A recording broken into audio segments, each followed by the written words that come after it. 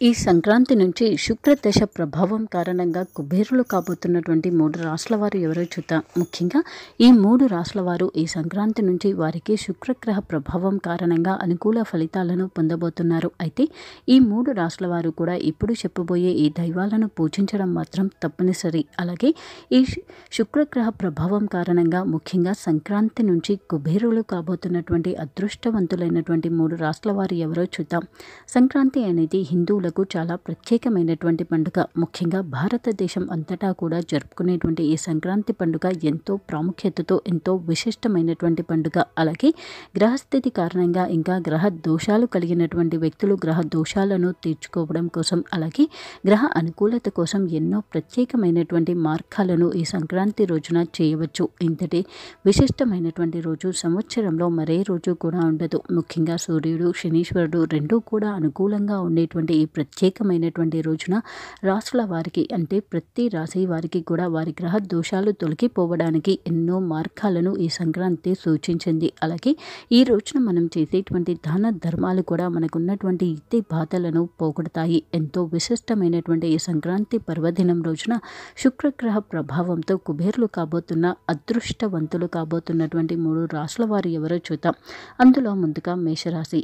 మేషరాశికి చెందిన వారికి ఈ మకర సంక్రాంతి సంక్రమణం వలన అన్ని విషయాలలో కూడా అనుకూలత ఉంటుంది. ముఖ్యంగా సంతానం విషయంలో ఉన్నటువంటి టెన్షన్స్ అన్నీ పోతాయి. అలాగే ఆర్థికపరమైనటువంటి ఇబ్బందులు తీరిపోతాయి. ముఖ్యంగా భూమి సంబంధం లేదా వారసత్వ సంబంధమైనటువంటి తగాదాలు తీరిపోతాయి. అయితే మీ ఎదుగుదలను చూసి ఈర్ష్యపడే వారు మాత్రం మీ దగ్గరలో ఉంటారు. వారి విషయంలో మాత్రం అప్రమత్తంగా ఉండండి. అలాగే మీ ఎదుగుదల ఇంకా మీ చేతికి అందినటువంటి ధనాన్ని దానికి సంబంధించిన సమాచారాన్ని మిమ్మల్ని చూసి ఈర్ష్యపడేటువంటి వ్యక్తుల చెవుల వరకు వెళ్ళనివ్వకండి. అలాగే వ్యాపార రంగానికి చెందిన వారికి చాలా అనుకూలంగా ఉంటుంది. ముఖ్యంగా మంచి రోజులు ప్రారంభమవుతున్నాయి అనే చెప్పవచ్చు. అయితే మేష రాశికి చెందిన వారు ముఖ్యంగా ఈ సంక్రాంతి పర్వదిన రోజుల్లో లక్ష్మీదేవిని ఇంకా సుబ్రహ్మణ్య స్వామిని పూజించడం వారికి అనుకూలించేటువంటి విషయం. ఆ తర్వాత రాశి వృషభ రాశి. వృషభ రాశి వారికి అధిపతి శుక్రుడు. అలాగే శుక్రగ్రహ ప్రభావం అనేది ఈ సంక్రాంతి నుంచి వీరికి మరింత అనుకూలంగా ఉండబోతుంది. అలాగే వృషభ రాశికి చెందిన వారు ఎవరైతే ఉద్యోగ ప్రయత్నం చేస్తున్నారో వారికి ఈ సంవత్సరం ఖచ్చితంగా ఉద్యోగం లభించుతుంది. అలాగే ఆర్థికపరమైనటువంటి సమస్యలు తీరిపోతాయి. ఇంకా వృషభ రాశికి చెందిన వారికి అదృష్ట రోజులు ప్రారంభమైనాయి అనే చెప్పవచ్చు. ఈ మకర సంక్రాంతి నుంచి వీరికి గ్రహస్థితి అనుకూలంగా ఉంటుంది. వీరు ఏది చేసినా కానీ అనుకూల ఫలితాలను అందిస్తుంది. ఒక్క మాటలో చెప్పాలి అంటే వీరు ఎందులో వేలు పెట్టినా అందులో రాణించుతారు, అందులో విజయాన్ని పొందుతారు. అలాగే వీరు ఏది పట్టినా బంగారం అవుతుంది అనే సామెతగా వీరి యొక్క జీవితం ఇప్పటి నుంచి ఉండబోతుంది. అయితే వృషభ రాశికి చెందిన వారు ఈ సంక్రాంతి పర్వదినాల్లోనే కాకుండా ఈ సంవత్సరంలో వచ్చేటువంటి ముఖ్యమైన పండుగల్లోని ప్రతిరోజు కూడా గోమాతకు సేవ చేసుకోండి. అలాగే గోవును పూజించండి. గోవుకి మీరు చేయగలిగేటువంటి సహాయం అంటే వీలైతే దత్తత తీసుకోవడం లేదా గో సంరక్షణ చూస్తున్నటువంటి వారికి మీరు తోచినటువంటి సహాయం చేయడం లాంటిది చేయండి. కనీసం గోవు అవసరాల కోసం 11 రోజుల కోసం అయ్యేటువంటి ఖర్చును మీరు గో సంరక్షకులకు అందించేటువంటి ప్రయత్నం చేయండి. మీ స్థాయిని బట్టి లేదా మీ వీలును బట్టి అంతకు మించి చేసినా కానీ చాలా మంచిదే. ఆ తర్వాత రాశి మకర రాశి. మకర రాశికి చెందిన వారికి ఈ సంక్రాంతి నుంచి అనుకూలమైన రోజులు ప్రారంభమవుతున్నాయని చెప్పవచ్చు. ముఖ్యంగా మకర రాశికి చెందిన వారికి అధిపతి శనీశ్వరుడు.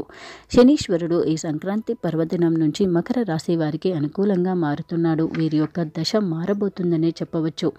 ఆర్థిక పరంగా ఎదుగుతారు. అలాగే ఎప్పటి నుంచో పెండింగ్లో ఉంటూ వాయిదా పడుకుంటూ వస్తున్నటువంటి ఎన్నో పనులు పూర్తి అవుతాయి. అలాగే ఆర్థిక పరంగా కూడా బలోపేతం అవుతారు. ఉద్యోగంలో మంచి పదోన్నతి, మంచి గుర్తింపు, మంచి స్థాయిని పొందుతారు.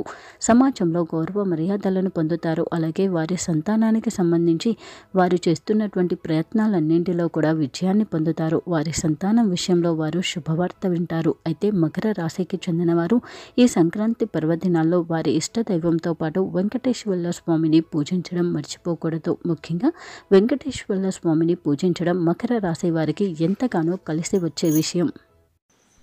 ప్రతి నెల మరియు ప్రతి వారం మీ రాశి ఫలాలు, మీరు చేయాల్సిన పరిహారాలు తెలుసుకోవడం కోసం మా ఛానల్ని సబ్స్క్రైబ్ చేసుకోవడం మర్చిపోకండి.